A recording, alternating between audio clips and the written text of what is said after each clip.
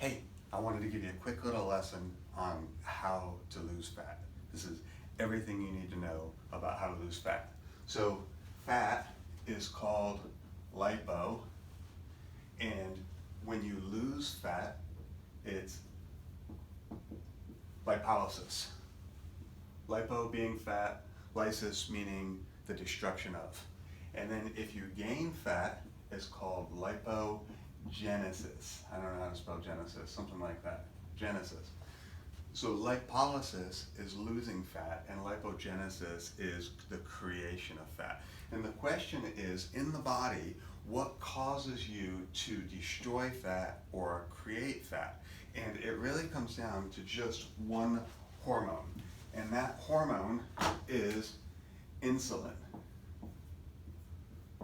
That's it, right? Now insulin is tightly coupled with blood sugar. So let's go over here and take a look at a graph of blood sugar as it relates to time. This is the time of day.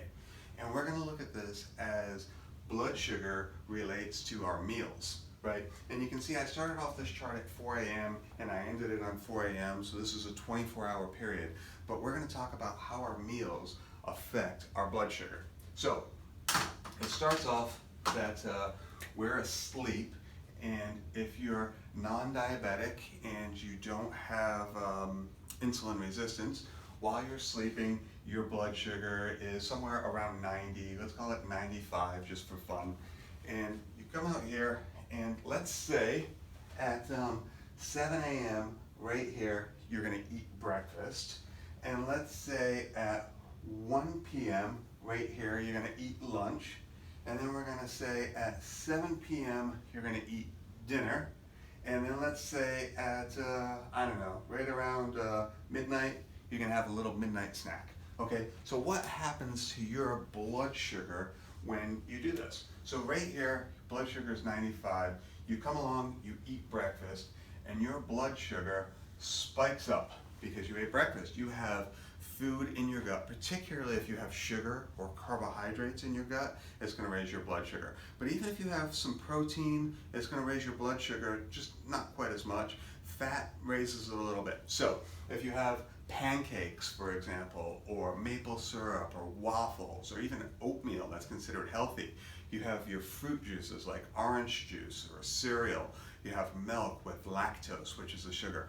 All of those things are going to raise your blood sugar. So at 7 a.m. your blood sugar is going to spike. I don't know how high it's going to spike, but let's call it 140. I don't know. We'll just make up a number. 140 sounds about right. So after you digest it, your insulin is going to kick up. After you ingest it, excuse me, your insulin is going to kick up and it's going to start limiting your blood sugar. That insulin is actually a hormone messenger to tell your cells that you're in a fed state. The insulin is telling your cells to uptake the nutrition that's in your blood. So your body knows that you have sugar in your blood, and the insulin is telling your cells to take that sugar in so it can put it into the citric acid cycle, so then it can then use it to create ATP. Or it will take it into the muscle fiber in the liver and store it as glycogen so you can have those sugar reserves for later. But in any case, the insulin rises with the blood sugar to bring the blood sugar back down, to send your body the appropriate messages. So when the insulin rises, your blood sugar starts coming down and it gets down to right around normal at 90 again. And then you have lunch, and you have yourself a nice sandwich. Maybe you go to Olive Garden, you get some pasta, you get their breadsticks and bottomless breadsticks, and suddenly your sugar goes right back up where it was. Maybe you're at 150 now, and it raises your insulin level. Your insulin fights this blood sugar, and it comes back down and comes right back down to 90 where it should be, 95, let's call it, it doesn't matter. And then you have dinner, and your blood sugar rises again, and then it starts to come back down, and then before it can come back down, you get yourself a midnight snack. If it's something easy, it's just a little spike, but let's say you decide you're gonna have a nice bowl of ice cream, well, it spikes even higher, and then eventually it comes back down to around where you started from.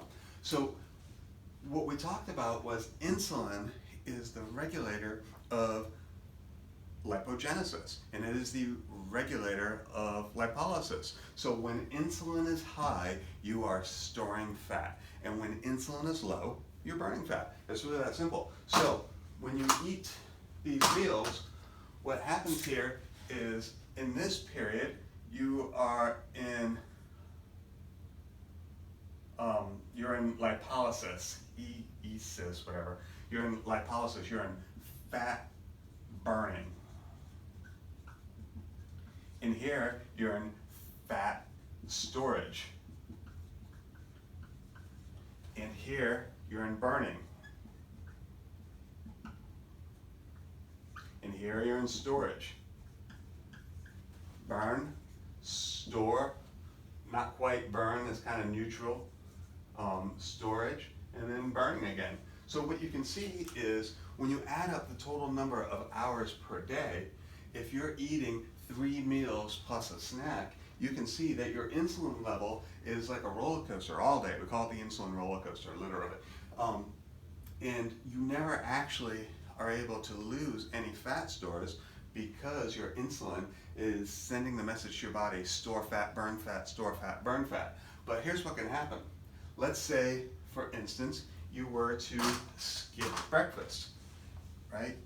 If you skip breakfast, now all of a sudden, it stays nice and flat through here. Actually, right here, there's a thing called the dawn effect. When the sun comes up, your blood sugar goes up a little bit, but don't worry about that. And when you do that, now this is burning also. And by skipping breakfast, you've added, I don't know, how long is that? That's a bunch of hours of fat burning per day. So now the number of hours that you have of storing fat versus burning fat, it is different. You have fewer hours of storing fat than burning fat. Now, also, you want to skip that midnight snack. If you skip that midnight snack, all of a sudden, you get back into this burning mode a lot earlier. So now, this is a version of intermittent fasting. In this particular version of intermittent fasting, you're eating between the hours of 1 p.m. and let's call it 8 p.m. And if you keep your feeding window limited to a short amount of time like that, then your insulin is only elevated for a short number of hours per day. In this case, you have 8 hours of elevated insulin and 16 hours of decreased insulin. That gives you 8 additional hours of burning fat compared to storing fat, and that's going to give you your fat loss. That's how you do it. That's how you have lipogenesis, is by keeping your insulin under control.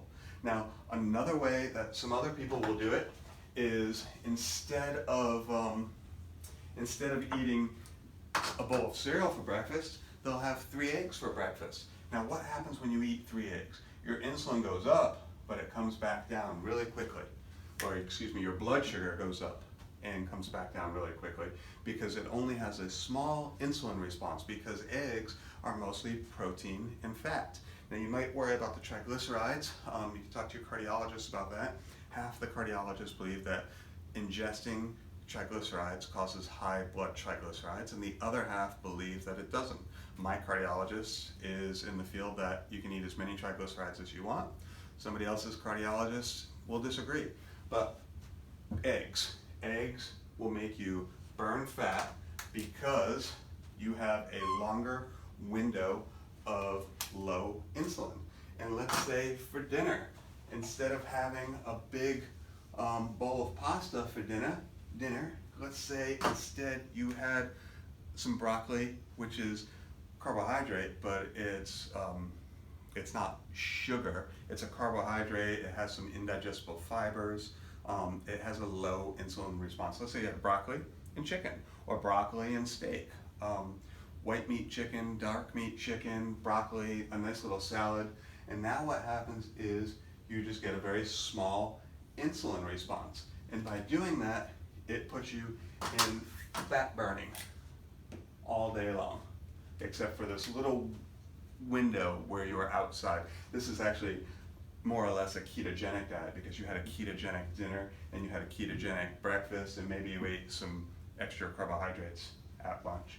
Now, I'll show you what I'm doing, which is intermittent fasting. I'm doing a version of it called OMAD. OMAD is 1 meal a day. So what happens is I stay flat all day. At 6 p.m., I eat my dinner. It spikes like this and comes back down, and that's it.